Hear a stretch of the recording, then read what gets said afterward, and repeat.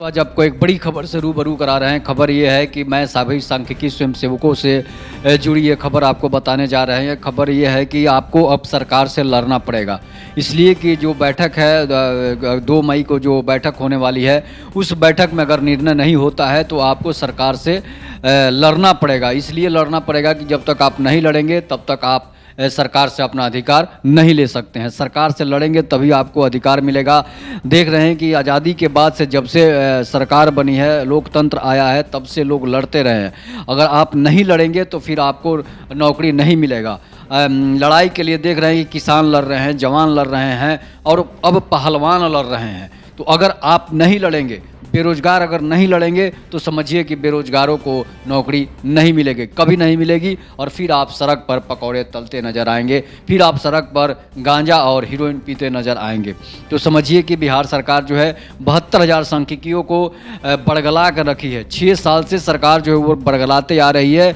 इस बार घोषणा पत्र में करेंगे, इस बार घोषणा पत्र में करेंगे, लेकिन वो घोषणा पत्र जो चुनाव जीतने के बाद, सरकार बनने के बाद कहाँ चला जाता है, किस कचरे के डब्बे में चला जाता है, इसका कोई पता नहीं रहता है।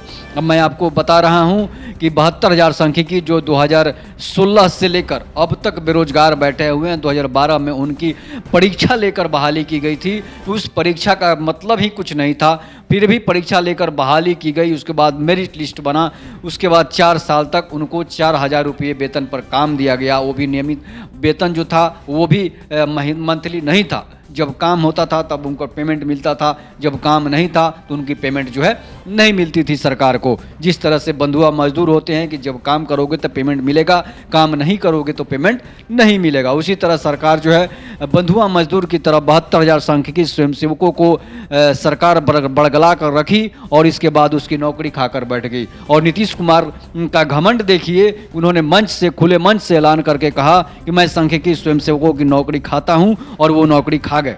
तो नौकरी खाने के बाद भी सरकार जो है वो मुस्कुराते हुए वहाँ से नीतीश कुमार निकल गए। और जब बात कहीं कहीं जब सांख्यिकी स्वयंसेवक जब उनसे मिलने लगे तो वो जो है उस बात को अनसुना भी करते नजर आए। समाधान यात्रा में हर जिले में जब सांख्यिकी स्वयंसेवकों ने उन्हें ज्ञापन दिया तो नीतीश कुमार मुस्कुराते हुए उस बात को, तो नीतीश कुमार ने कसम खा लिया था कि सांख्यिकी स्वयंसेवकों की नौकरी नहीं करेंगे, लेकिन फिर भी जो है उनमें आस जगी, सांख्यिकी स्वयंसेवकों में भी आस जगी। और नीतीश कुमार ने उस बात को अपने पेट में रखा, अपने दिल में रखा, और उस बात को नीतीश कुमार ने कहा कि देख लीजिएगा, सांख्यिकी कर्मियों का भी हम नौकरी करेंगे। लेकिन अभी तक जो है उसका कोई निर्णय नहीं आया है, उस पर कोई बात नहीं हुई है। तो कैसे हम लोग कह सकते हैं कि सांख्यिकियों का नौकरी नीतीश कुमार देने वाले हैं। तेजस्वी यादव अपने घोषणा पत्र में डालते हैं कि सांख्यिकियों को नौकरी देंगे, आंगनबाड़ी को नौकरी देंगे, सहायिका सेविका को नौकरी देंगे, लेकिन जब सरकार बन गई तो उस बात को भूल गए, नज़रअंदाज कर रहे हैं उस बात को। जब लोगों ने याद दिलाया तो सिर्फ और सिर्फ सरकार जो है शिक्षकों को मामला ही उठाती है। शिक्षकों के लिए ही सरकार अभी तक जी रही है, लेकिन शिक्षक वही सरकार को लात मार रहे हैं और सरकार के खिलाफ कर रहे हैं। सांख्यिकी स्वयंसेवक उनको पीएम बनाने के लिए भी नारा लगा रहे हैं, लेकिन सरकार जो सुनने वाली नहीं है। इसलिए मैं आप सभी से आग्रह करता हूं, आप सभी से अपील करता हूं, अगर सरकार इस बार आपको आपकी नौकरी नहीं देती है तो आप खुलकर महागठबंधन सरकार का विरोध कीजिए। चाहे बीजेपी का सरकार हो, चाहे महागठबंधन की सरकार हो, चाहे जदयू राजद किसी की भी सरकार हो, आप उसका खुलकर विरोध कीजिए जब तक आपकी नौकरी नहीं हो जाती है।